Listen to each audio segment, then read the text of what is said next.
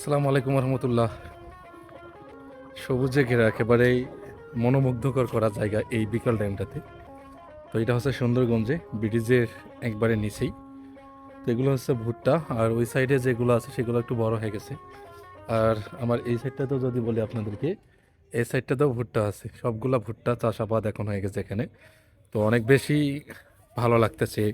এবং যে রাস্তা দিয়ে এখন আমি হাঁটতেছি, এই যে রাস্তাটা দিয়ে, তো এই রাস্তা দিয়ে আগে যখন ব্রিজ বন্ধ ছিল, হাঁটার কোনো পরিবেশ ছিল না, তখন মানুষ এদিক দিয়েই চলাফেরা করতো। বা যখন ব্রিজেই ছিল না, এগুলো সবগুলো এদিক তেমন ফাঁকা দেখতেছেন।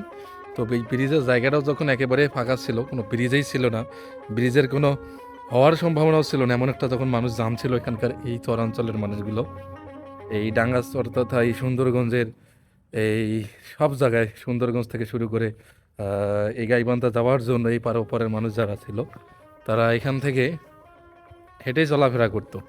তো তখন এমন ধুলোবালি ছিল, তো এতটাই ধুলোবালি ছিল যে চলাফেরা করলে আপনার সারা শরীর ধুলোবালিতে ভরে যাবেন। যেমন এখানে যদি রাস্তাটাকে দেখাই, এই যে এই রাস্তাটা সম্পূর্ণ ওই গ্রামে চলে গেছে, সেগুলো ধুলোবালি।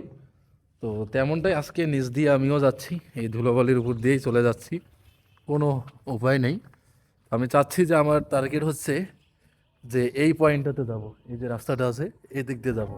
কিন্তু একটা কথা আপনাদেরকে না বললেই যেটা নয়, আমি যেটাকে রিস্ক মনে করতেছি, এই ফাঁকা জায়গা এবং যে এই ভুট্টা বাগান, ভুট্টা গাছের যে ভুট্টা আবাদগুলো আছে, এদিক থেকে যাওয়াটাই রিস্ক আমার মনে হয়।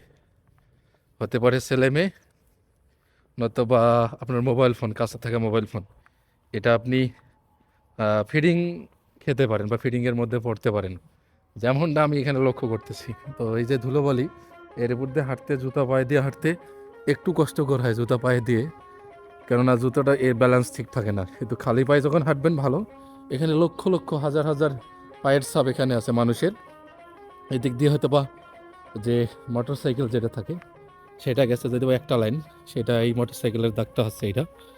তো বেলা এখন অনেকটাই তার নিজ গন্তব্যে যাচ্ছে। এই বেলা এখান থেকে সে শেষ হওয়ার ইন্ড এবং ডুবে যাওয়ার পরে সেখান থেকে আবার আমাদেরকে রাতের যে চাঁদ আছে সেটা আমাদেরকে আলো দিবে। তো ধুলোবালি শেষ করলাম, এদিক থেকে ধুলোবালির পর্ব শেষ। তো আমি কিন্তু একা যাচ্ছি, এই পথে কিন্তু একা যাচ্ছি, কেউ কিন্তু নেই, আমার সাথে কেউ নেই। এই সাইডটা তো একেবারে ফাঁকা, এই সাইডটা তো একেবারে ফাঁকা। তো নর্মালি যেটা বলবো, এখানকার রিক্স একটাই, যেটা হচ্ছে যে একা যাওয়া এখান থেকে। কেননা এই যে ভুট্টা বাগান যেটা আছে, ভুট্টা বাড়ি যেটা আছে, তো এর দুপাশে একেবারে